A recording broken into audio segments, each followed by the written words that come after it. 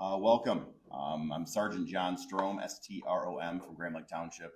I'm the Public Information Officer for this particular event. At the conclusion, the credentialed media will get contents of the body-worn camera footage. You'll be leaving with a copy today, okay? See me, myself, over here by the door before you guys take off, okay?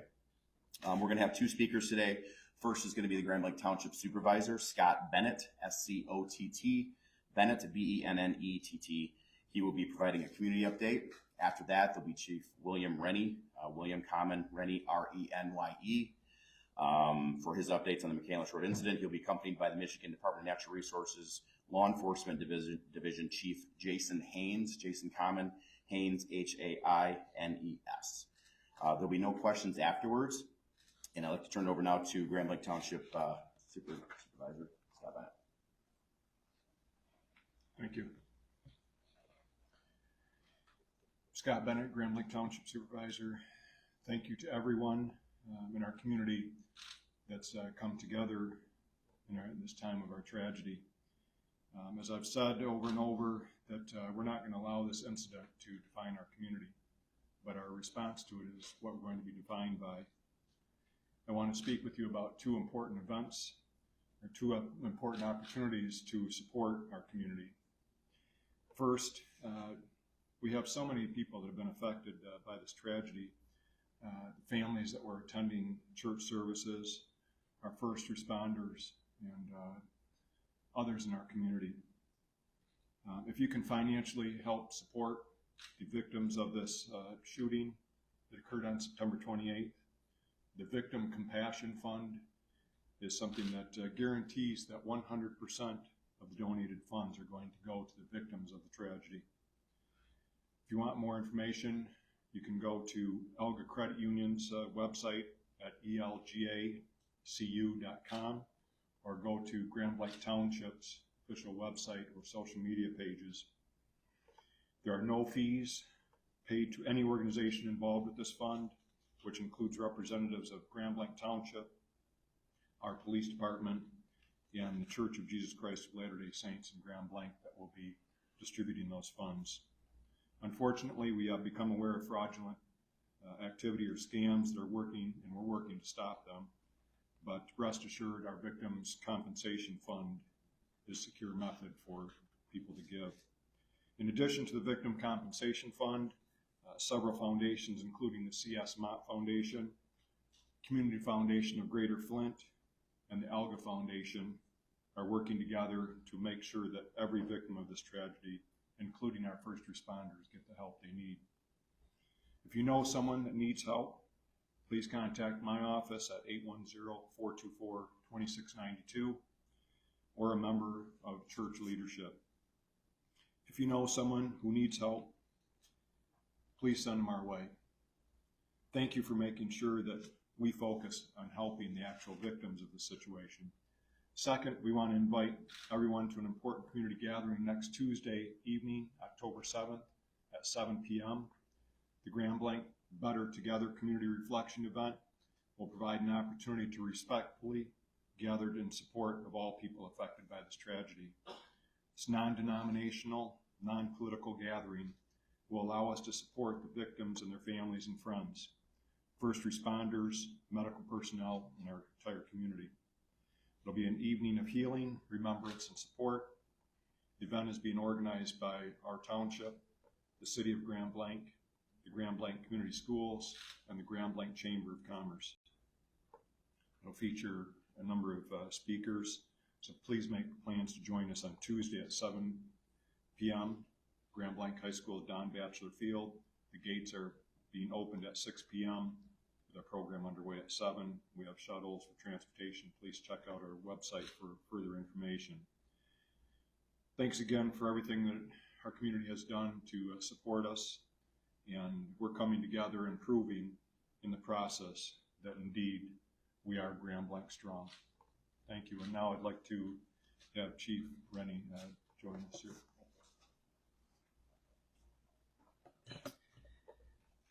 We will never forget this incident, but I promise that we will not let this define Grand Blanc. We will strive and we will be better together. I'd like to thank the media that's present today. You've gave us space, you've allowed us to grieve, and I appreciate that. Our condolences go out to everyone in this nation who has been affected by this particular incident. And we appreciate the outpouring support and the compassion that we have seen our community come here together. It's important to me to continue to have the trust within this community, and I believe in being very transparent as well. So I have some new information that I want to provide you today. That's part of the purpose of this press conference today. So originally I gave you some times. I gave you that we had responded within 30 seconds and that assailant was found deceased by our officers within 8 minutes. After time, I've had some chance to review the body camera footage. I've also had to review the call logs. And what we found is from the time that the call for service went out to our officers, this incident ended much shorter than 8 minutes, 3 minutes and 43 seconds. I'm going to give you a new timeline now. 10:25 and 32 seconds. Genesee County 911 receives their first 911 call stating that the caller had been shot in the stomach. 10:25:48, so that's within 16 seconds. Dispatch puts out to our officers and they begin their response. 10:27 and 46 seconds, Michigan Conservation Officer arrives on scene. That's a 1 minute and 58 second response time.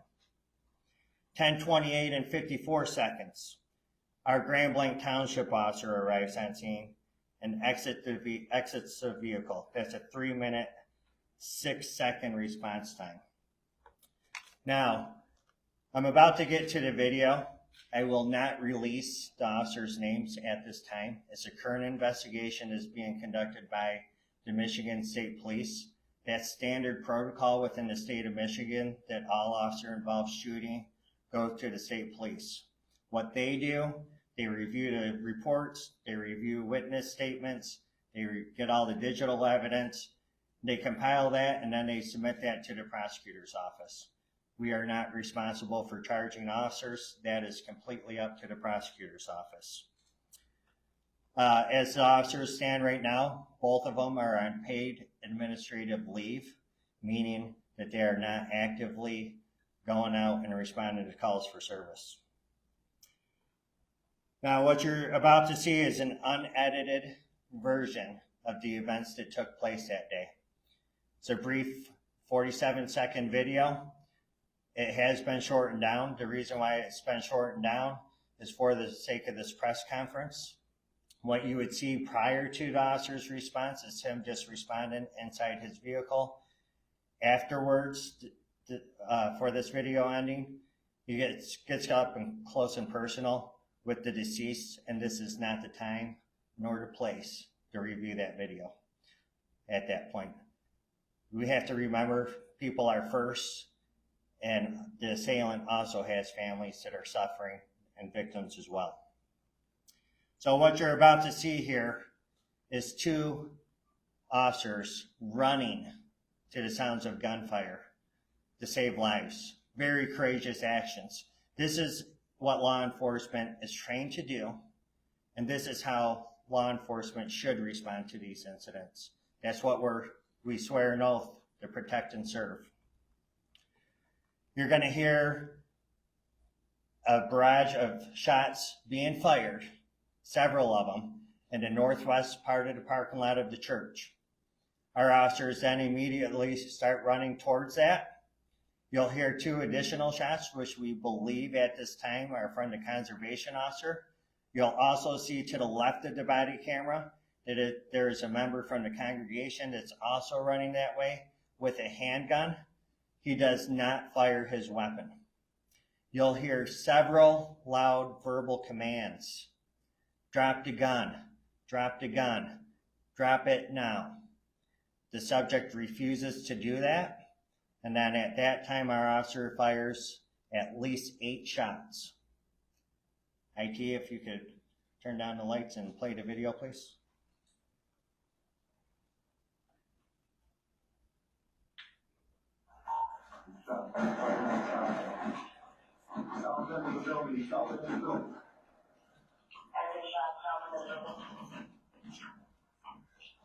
I got your back here, man.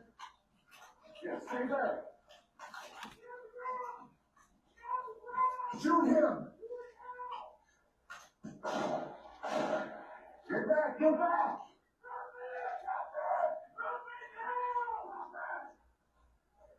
Drop the gun now. Drop it.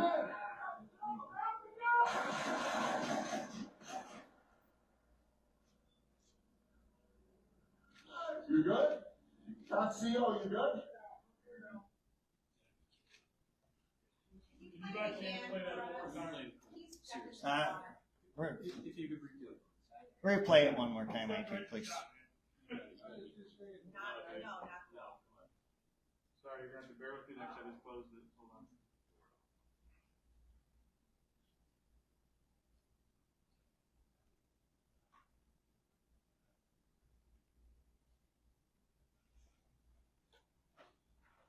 IT, they're going to receive a copy of this afterwards, okay? Okay, I can play it right now. No, forget it.